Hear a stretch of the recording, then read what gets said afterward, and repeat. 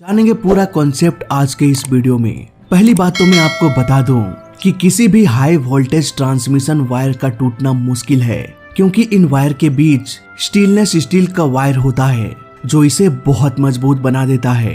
पर चलो मान लेते हैं कि किसी नेचुरल डिजास्टर की वजह से ये टूट गया और टूटा हुआ वायर सीधे ग्राउंड में टच हो गया। ऐसे कंडीशन में अचानक large amount of current flow होना शुरू हो जाएगा।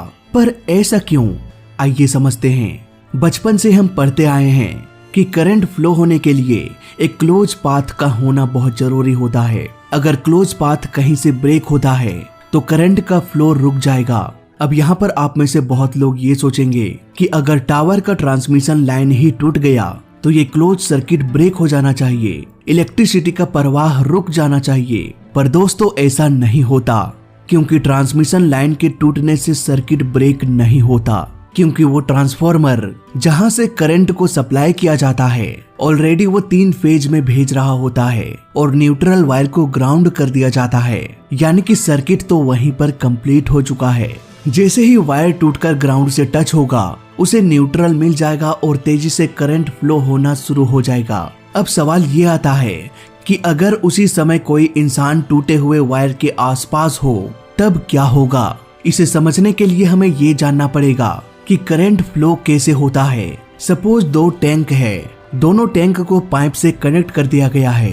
अब जैसे ही एक टैंक में हम पानी भरेंगे, ये पानी पाइप से होते हुए दूसरे टैंक में भी भरना शुरू हो जाएगा। यहाँ पर पानी को हम करंट मान सकते हैं। पानी भरने से पहले दोनों टैंक खाली था, यानी कि दोनों के बीच का पोटेंशियल डिफरेंस बराबर था। जैसे ही हमने एक टैंक को फुल कर दिया वैसे ही पोटेंशियल डिफरेंस बढ़ गया। इसी पोटेंशियल डिफरेंस के कारण पानी एक टैंक से दूसरे टैंक में भरता रहेगा जब तक कि पानी यानी कि करंट का पोटेंशियल डिफरेंस बराबर ना हो जाए, यानी कि पानी बराबर ना हो जाए। जब एक बार दोनों टैंक में पानी बराबर हो जाए तब हम देखेंगे कि पानी का प्रवाह रुक गया, दोनों का पोटेंशियल डिफरेंस बराबर हो गया, यानी कि करंट का फ्लो रुक गया। सपोज एक 12 वोल्ट का बैटरी है। बैटरी के दोनों टर्मिनल में होता है पॉजिटिव और नेगेटिव। 12 वोल्ट कहने का मतलब है कि दोनों टर्मिनल के बीच का डिफरेंस 12 वोल्ट है। जैसे ही हम कोई 12 वोल्ट का डिवाइस कनेक्ट करेंगे तो सर्किट कंप्लीट हो जाएगा और करंट का फ्लो होना शुरू हो जाएगा। ये करंट तब तक फ्लो होता रहेगा जब तक दोनों टर्मिनल के बीच पोटेंशियल डिफरेंस 0 ना हो जाए। इसके बाद ये बैटरी डिस्चार्ज हो जाएगा। करंट चाहे 12 वोल्ट का हो या फिर 12 लाख वोल्ट का, अगर पोटेंशियल डिफरेंस 0 हो तो किसी भी हालत में करंट फ्लो नहीं होगा और झटका नहीं लगेगा। नाउ आते हैं पॉइंट पर कि क्या होगा अगर कोई इंसान हाई वोल्टेज के टूटे हुए वायर के पास पहुंच जाए तो। दोस्तों यहाँ पर जब भी कभी वायर गिरता है तो वहाँ आसपास वोल्टेज फैल जाता है। फैलने के साथ साथ ये कम भी होता जाता है। सपोज 1 लाख वोल्ट वाला वायर टूट के गिर गया, वहां से थोड़ा आगे 80,000 वोल्ट, थोड़ा और आगे 70,000 वोल्ट, फिर 60,000, 50,000, 40,000 वोल्ट। इसी तरह से वोल्टेज कम होता जाता है जैसे जैसे हम गिरे हुए भाग से दूर जाते रहते हैं। इसे हम पोटेंशियल ग्रेडियंट के नाम से भी जानते हैं। बाय चांस अगर कोई इंसान उस रीजन में खड़ा होता है तो बिना वायर को टच किए हुए भी जोर का झटका लग सकता है, उस बंदे की मौत भी हो सकती है। पर ऐसा क्यों? उसने तो वायर को टच भी नहीं किया। यहाँ पर समझने वाली बात है। सपोज एक पैर उसका 80,000 वोल्ट पर है और दूसरा पैर 60,000 वोल्ट पर। तो जैसा कि अभी हमने कुछ देर पहले डिस्कस किया कि जहाँ पर पोटेंशियल डिफरेंस होगा वहाँ करंट का फ्लो होना शुरू हो जाएगा। यहाँ पर 20,000 वोल्ट का पोटेंशियल डिफरेंस है, यानी कि उस बंदे को 20,000 वोल्ट का झटका लग सकता है और वहीं पर उसकी मौत हो सकती है।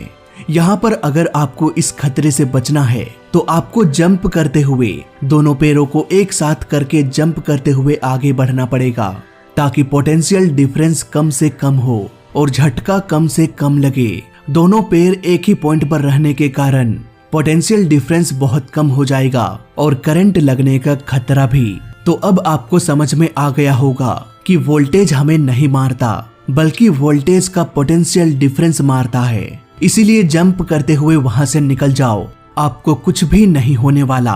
कभी कभी किसी फॉल्ट के कारण वोल्टेज जरूरत से अधिक भी सप्लाई हो जाती है। ऐसे में टावर के जरिए ही हाई वोल्टेज को ग्राउंड कर दिया जाता है।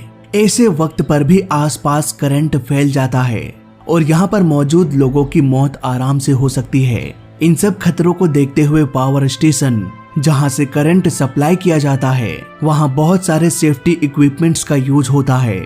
वहाँ रिले लगा होता है, सर्किट ब्रेकर लगा होता है। कोई भी घटना होने पर रिले को पता चल जाता है कि कुछ तो गड़बड़ हुई है, कोई वायर टूट के ग्राउंड में टच हो गया है। तुरंत ही रिले सर्किट ब्रेकर को कमांड भेज देता है कि सर्किट को ब्रेक कर दो, बहुत बड़ी आफत आ चुकी है। इसके बाद सर्किट ब्रेक हो जाता है, यानी कि ओपन हो जाता है और करंट का बहाव रुक जाता है।